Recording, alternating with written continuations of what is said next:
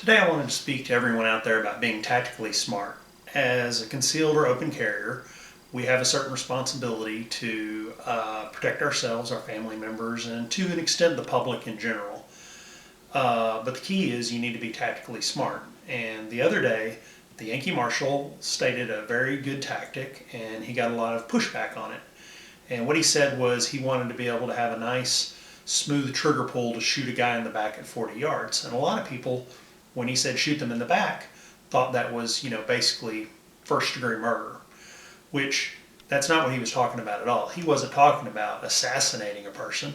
What he was talking about is if he was in a self-defense scenario where he had a person that needed to be stopped, that he had no problem shooting them in the back. So let's talk a little bit about being tactically smart. I used to all the time play airsoft. And when I played airsoft, the best scenario I could be in is if I was above somebody in an elevated position and they did not know I was there, or if I could sneak around the back of them and have them where they didn't see me and I had a back shot on them. Because in airsoft, just like in real life, when you're fighting an enemy opponent, the key is to take out the enemy opponent. Hit as many of them as you can. So if you have the ability to sneak up from them, to shoot them from below, from a sewer grate, to be up on a third-story window where you peek out, see them, and they're going, where they're facing away from you. Even if you're sitting in church and you're in the balcony and somebody walks in and opens fire and you're up in the balcony, you can shoot down upon them. They're not engaging you at that time, but that's being tactically smart. You need to try to find an advantage. That can be getting behind something. That can be having them not see you with your gun drawn and being able to take a nice smooth shot from cover. That can be an elevated position. That can be a lowered position where they can't see you very easily. And if you're going to pull the trigger, you need to have a clean shot and pull the trigger until they go down. Now, if they're firing at you, to hell with a clean shot.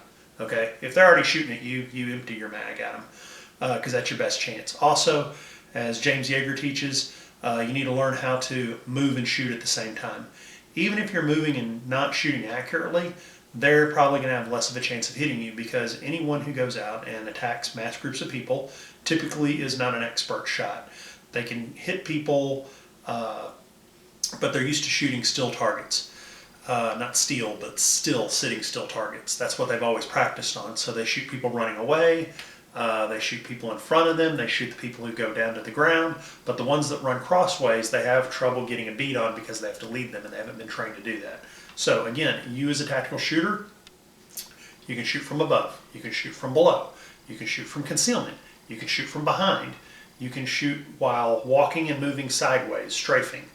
Those are being tactically smart. And it's things some of them you can train and do, and some of them you need a little practice on. So I would suggest trying maybe IDPA competition or going out and playing airsoft or paintball, because just in a few hours you can learn a whole lot about shooting and moving and having things fly past you, because it's very unnerving when somebody's shooting in your general direction, as I found out from the first couple times I played airsoft. And after a while you just get used to it. You go, okay, he's shooting at me, I need to shoot him first. What's the smartest way to do that? Oh, I'm going to duck behind this, I'm going to run up this flight of stairs, and then I'm going to shoot down from above because he's not going to be expecting me to be up there in the next 10 seconds, or anything like that. So don't get this idea of cowboy honor where you need to basically say, hey, turn around, drop your gun. Cops have to do that sort of thing, but again, cops have backup and cops have bulletproof vests typically.